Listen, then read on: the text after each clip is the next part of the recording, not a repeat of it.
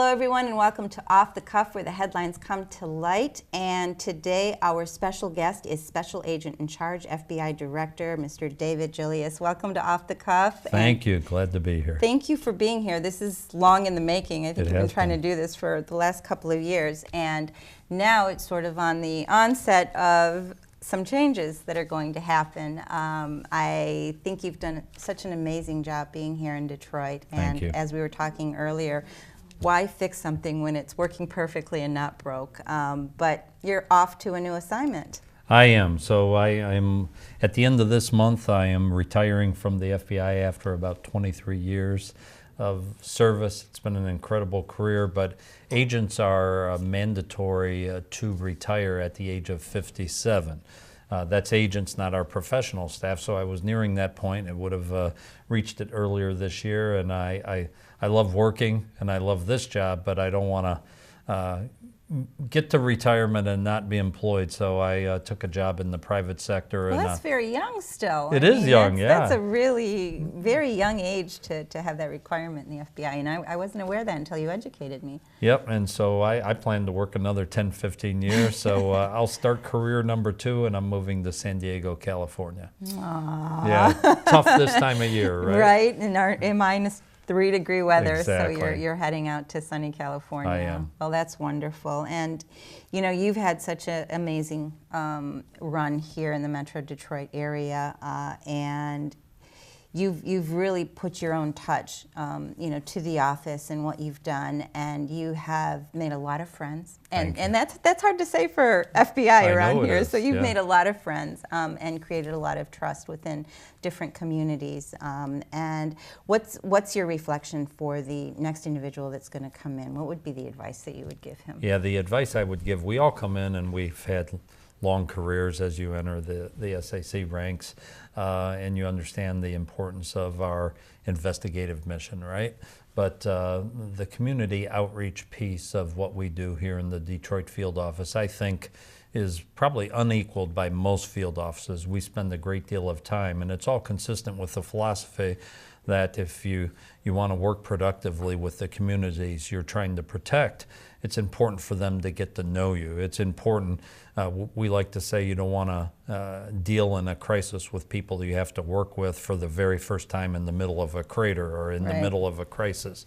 So we've spent a great deal of time. My predecessors prior to me, I think, set the stage and made it easy for me to come in, and many feel like we've even raised the bar a little bit during my tenure here. And it's been, when people ask me, what do I think of and think as our greatest accomplishment during my tenure here, there are a lot of great investigative accomplishments, but I think what we've done trying to get to know the community and build relationships is really something I'll leave very proud of.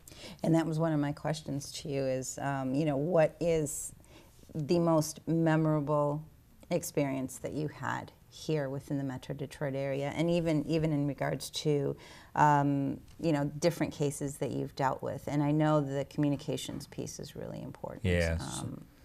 You very, very, very new on the job, barely 2 months, and you had something fall in your lap that was really extraordinary and horrific, and it was the attacks in Paris. And yes. That was sort of your welcoming gift. Yeah.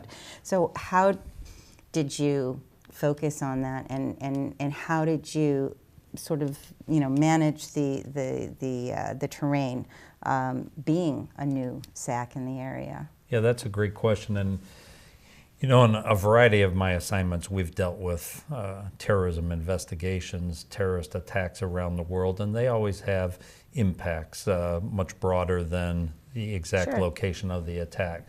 So when the Paris attacks occurred, obviously we were all a bit on heightened alert, because there are forces out there today, everyone knows, via the internet, exhorting people to conduct attacks, and even more so today as extremist groups like ISIS, et cetera, are suffering battlefield losses. They're exhorting those who are their supporters to stay in place and conduct attacks. So that's always a fear. But we were also greeted here in the area after the Paris attacks with some rhetoric out there that were very critical of Islam, critical of Arab Americans, and one particular individual tweeted a suggestion that people get together and go F up all the Muslims in the Detroit area. And I found that very, very offensive. I mean, some of the things that motivated me to be an FBI agent as a younger person was some of the news and history of the FBI and the civil rights movement, right? And the importance, hate crimes, the importance of investigating hate crimes. Certainly. So that sort of tweet really I found offensive. And I remember calling... And threatening. Very threatening, yeah, because people, when people suggest people go do crazy things, sometimes there's crazy people out there who are willing to do the crazy exactly. things. So I remember calling Barb McQuaid and saying, I find this, former U.S. Attorney Yes. Barb McQuaid, and saying we need to go out publicly and speak about the priority we place on people's civil rights and how something like that tweet is unacceptable. And it's the intent of my office to go, we call them dissuasion interviews, because we can't legislate or we can't arrest people for hateful speech, right? There's a distinction between hate crimes and hate speech, and we have constitutionally protected rights to say what we please, even if it's distasteful, right? So, but nonetheless, I wanted my office to know we need to go out and have conversations with people to assess what their intent is, and make them... Well, sometimes hateful speech does leads to lead hate absolutely acts, to hate hateful crimes. acts. And so Barb and I went out publicly in the media, and we talked about the civil rights program and our intent to do everything we could to investigate hate crimes, not anything constitutionally protected. So one of my points of pride in my tenure here was shortly thereafter, sometimes you search to see what people are saying about you, and I found someone had posted on the internet, they said, surely the special agent in charge of the FBI in Michigan can't equate the horrific murders of 80-some people, I think it was, or more in Paris, with someone doing a distasteful tweet. And I remember reading that and taking it as a point of pride, because surely I do. I think they're apples and oranges. Our civil rights program is separate and distinct from our terrorism program. Both are of great importance to us, and to the extent we have to investigate terrorist acts, we do so. But to the extent there are people doing things to deprive people of their civil rights or committing hate crimes by the definition of the statutes, we're going to investigate those just as enthusiastically. Oh, absolutely. Your tenure in Metro Detroit, every time something does occur, it's the sort of the hub and the focus of what's going on. What has been your analysis in regards to any kind of foundation to that, or is it just because of the demographics here that we see, the focus being highlighted in this area? Yeah, there's a lot of what you can share with us. Yeah. So with respect to terrorism, I don't think the threat's any greater in Detroit, Michigan, or Southeast Michigan, or the state of Michigan than it is a number of other places in the United States. Being an area where we have the highest concentration of Arab Americans in the United States, in Southeast Michigan, the Detroit area, all that means is we have people who are more significantly new to the United States in many cases, and we also have generation after generation of folks who, much like my ancestors, I have a first-generation father, American. My mom was born in the Ukraine, but because of that concentration, there's a lot of connectivity to areas of the world where there is today a lot of conflict and there is extremism, and as a consequence, people stay in touch. There's exposure to rhetoric out there, and occasionally, whatever the cause, people at certain points in their lives, they might be susceptible to propaganda rhetoric. They might find dissatisfaction with their lives presently in the United States, and those are vulnerable people to extremists who are trying to rally people towards hate and violence. So I don't think the threat's any greater here. In fact, I think the Detroit area, Dearborn, et cetera, is often misrepresented. I remember I was new to the Detroit area, but shortly after that, there was a new show on television called Lone Survivor. And Lone Survivor, the concept was every year we have a State of the Union address, and they keep one cabinet member aside in the event there's a catastrophic attack. So that's the concept of the show. And so a obscure cabinet post was secreted away. There's an attack of the Capitol. Everyone dies. He's now escalated the lone survivor. The lone survivor. He's now the president of the United States. And episode 2 showed riots in Detroit. And the police department, I remember it was showing police officers beating Arab Americans, and conversation between the fictional governor of Michigan with the president, the new president, and the governor saying, I don't care what you want us to do. I'm going to do what I need to do to protect the state of Michigan. And I remember I had been here a year or more, and I remember getting angry. And I remember thinking, I know the mayor of Dearborn. I've met the governor. I know the chief of police at Dearborn, and he would never do that here. So Arab American population is often misrepresented, and I think we've tried to the extent we can to always call that out every chance we can when we see those fictionalized accounts. And I think they take it to another level as well, because the opportunity is there to create that sensationalism that Hollywood does. But absolutely, you have, and the office have been very direct in doing that. And I think that is when you talk about your sense of pride in regards to communication and outreach, and I think that has so much to do with it. And you're right, Paul did so much here, but you did raise the bar. And I think our hope is that the individual that comes in, you need to sort of mentor that person and give them the ropes and talk about what really works. And I think that is why we're moving forward in such a remarkable way. There are so many issues that you have really tackled while you've been here, and violence has been at the forefront, and gun violence and everything that that conversation has had.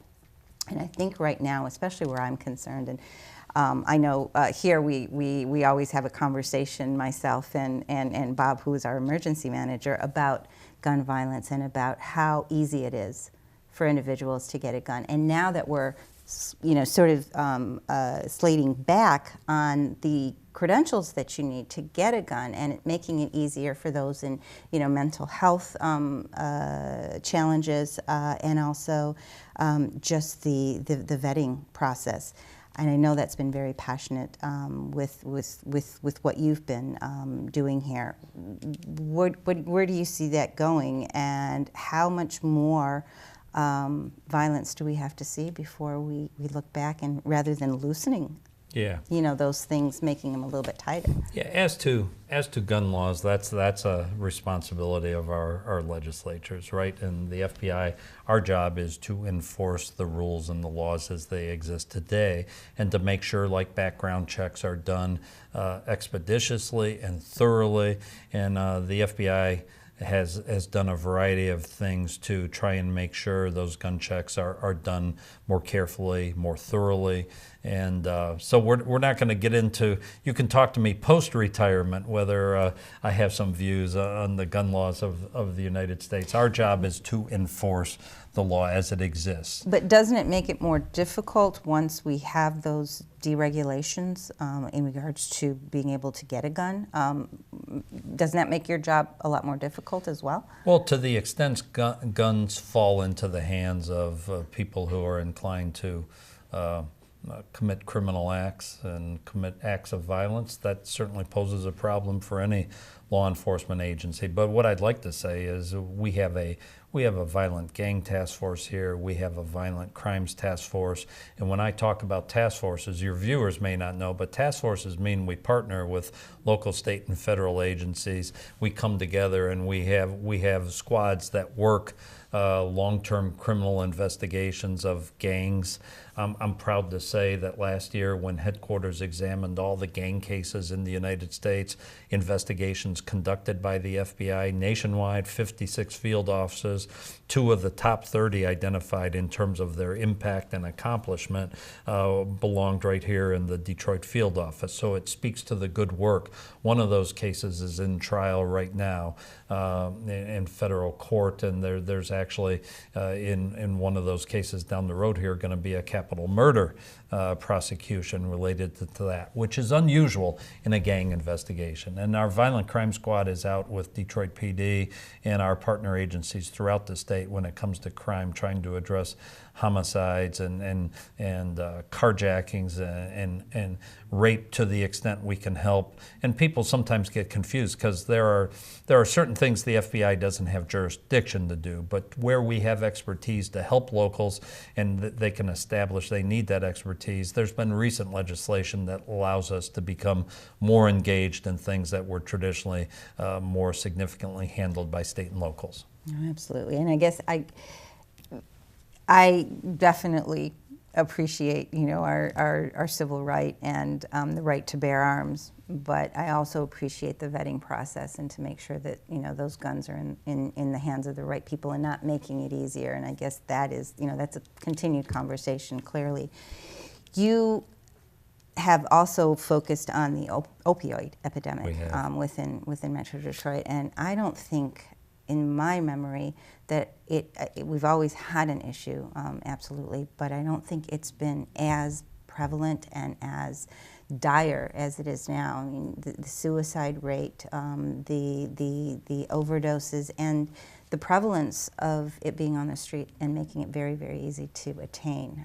What's your vision on that, and what does the NUSAC have to look forward to in regards to that fight? And I know Barbara was right on that as well. She was, and I just had a discussion with the new U.S. Attorney Matthew Schneider today in the SAC of the Drug Enforcement Administration, and we have partnered, the 3 of us, under Barb and the DEA and now under Matthew Schneider, and it will continue in the new SAC. I think we'll have to take the baton and keep run with it. Mm-hmm. But we're proud of the work that's been done over the last year and a half. We have gone out, it's part of that community outreach effort, but we have probably done over 30 presentations. There was a film jointly produced by the FBI and the DEA called Chasing the Dragon. Mm-hmm. And it speaks to the crisis that we face today with opioid addiction. And it starts with, kids getting hold of their grandparents and their parents' prescription opioids, and then when that's very, very expensive and hard to get, and then they turn to the more cheaply available heroin, et cetera, and it's fueling addiction. And there are doctors who are violating federal laws by prescribing medically unnecessary opioids for people to generate a profit. And I'm proud to say the FBI, we're investigating very, very aggressively the doctors who are involved in that sort of fraudulent practice, and working with our state and local partners to deal with to address the dealers who are dealing the heroin as well. So a lot of work's being done, and that work needs to continue. And you mentioned data. A part of our discussion today was Ohio is known to have some of the most significant problems, but we think that's partially because Ohio has a very, very robust data collection system. And there's discussions here in the state of Michigan about making sure we're collecting the data more significantly about opioid-related overdose deaths, et cetera, because to the extent we accurately document the problem, there might be additional state and federal funds available to throw more resources at the problem. Can I ask you about marijuana? What's your view on that? Yeah, I'm not going to speak to a personal view on marijuana. It's still off camera. Yeah, it's still a federal violation, And I never understood that. It's up to the state, but yet it's a federal violation. It's a federal violation, and I think there's while the FBI is involved in that, another agency like the DEA might be more significantly involved. But in terms of our investigative priorities, I wouldn't say marijuana investigations outside of those who are big traffickers in marijuana, Dealers, right. big dealers. It's not been significantly part of my investigative priorities. But there's a lot happening in marijuana today. There's the potential as they commercialize and legalize the sale of marijuana. I think there's the potential for corruption amongst licensing, et cetera. So while we might not be as actively engaged in actual investigations of people using marijuana, which we're not going to be, to the extent the new retailers of marijuana The bigger picture, are sure. acquiring licenses illegally or paying to play or whatever the case may be, corruption is always going to be something we're going to take a look at. Absolutely, and especially since it's a cash industry now too. Very There's much no, so. And so anytime there's just cash and there's there's not a report or something to trace Yeah. those kinds of things. Of course, there's going to be a lot of corruption. You've seen so much since you've been here. We've also seen the corruption in our schools as well, and in different organizations, and that has been really. That's been a tearjerker, especially when it affects children. So I know you had this wonderful quote, and it said, "Is our hope that the continued march of dishonest individuals before the federal bench for their crimes will serve as a reminder to anyone who believes corrupt practices will go unpunished." And I read that and I thought, yes, and that's really, really, really the focus when you're talking about conspiracies and you're talking about school systems and public safety.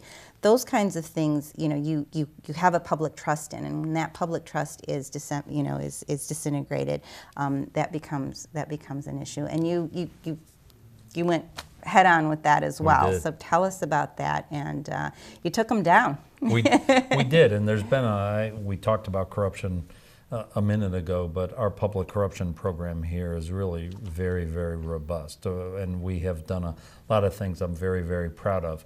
And let me just preface my remarks with the fact that as investigators, as agents, there's certain things you find a niche, things that you get especially passionate about as an investigator.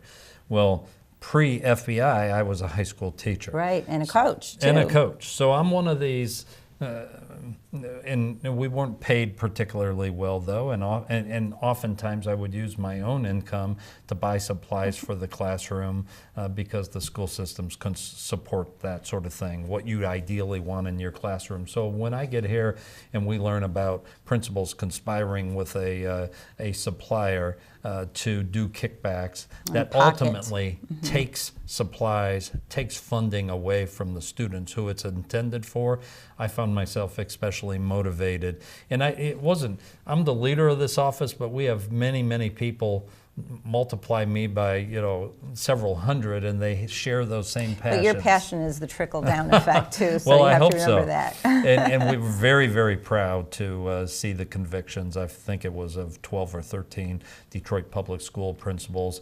And I'm also, in that quote you read, I'm a strong believer in the deterrent effect of prosecuting people. So if I prosecute Dave Gelios today, maybe someone will look at that, and when they read about it in the news and say, any consideration, I'm not messing with that. What I have found in the public corruption arena is that deterrent effect hasn't worked always like I'd like. As we know, in the Macomb County, it's a pending matter. I'm not going to get into great detail, but a variety of people have already been prosecuted, in the process of being prosecution. But it seems every time we turn another stone, there's more corruption to investigate. I'm not talking about in Macomb County, I'm talking in the United States in general. So this office has placed a great priority on conducting public corruption investigations, be it in law enforcement corruption, state or local government corruption, even federal corruption. And we're very, very proud of the work that's being done in Detroit. And there's a legacy that preceded me back to Kwame Kilpatrick and great, great investigations. And I would say to the public, to the extent that should serve a deterrent effect, pay attention. If greed is overcoming your sensibility, tap down that greed. I mean, because the outcome is going to be you're going to end up in jail. On that note, I want to get your take on our overall environment in regards to what we're seeing in leadership in Washington, the messages that are being resonated from that particular office, and the remarks that we've been hearing, and really the effect that it has overall, generally, with citizens. And we were talking earlier about people who get messages usually sometimes act on them, even if they didn't think that they were going to before. Right. And I almost think it's sort of a carte blanche license to act upon those negative feelings that we may all have, right. But we have control to make sure that we act accordingly. But I think that sort of unleashed the beast. Yeah. So, what's your take on that, and what's your vision for us as a country and the atmosphere that we're living in? Yeah, I have to be careful. I don't want to expedite my retirement, right? I only have a few days left. I understand. But I like to draw a contrast between the rhetoric of Washington, D.C. and what we experience every day out in the field. I've said to others, I've been part of this organization for nearly 23 years. The level of support we get from FBI headquarters, the level of support we get in Michigan from the Department of Justice and the U.S. Attorney's Office has not changed significantly from one administration to the next. So I think anytime there's discussion out there, anytime you have an organization as big as the FBI, 30-some thousand people, there's going to be things the public seizes upon and criticizes. But overall, I think the perception of our agency has always been and will remain a positive one. I'm closing up my office, right, and packing, and I found a postcard from an individual, and I don't even think I knew who it was from, in 2001. And it said, "Agent Gelios, I'd like to thank you for partly restoring my faith in the FBI, et cetera." So that's what I think my job is as an agent back then. And I will speak to, I received a letter, I don't know why I received it, but I received a letter from an 80-year-old woman from Idaho here recently. And she goes on in this letter to talk about she's had two experiences in her lifetime with the FBI.